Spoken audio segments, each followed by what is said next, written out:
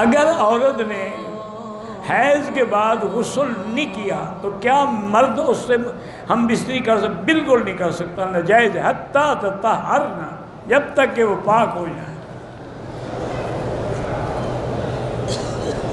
یہ صبر کیا کرو، عورت کو غسل کرنے دو۔ نعوذ باللہ مرد کو بھی اور عورت کو بھی ایسی بیماری لاحق ہو جاتی ہے پھر جس کا دنیا میں علاج ہی کوئی نہیں۔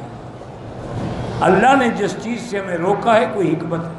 دیکھو نا، اللہ نے کہا خنزیر حرام ہے، آج خود کافر انگریز بھی کہتا ہے کہ اچھا ہے، اسلام کی بات ٹھیک ہے۔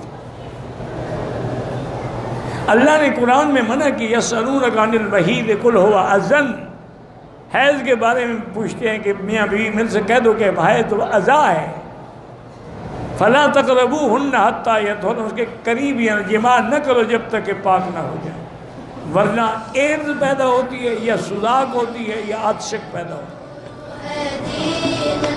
من مکہ حبیبی نور سطع المدینہ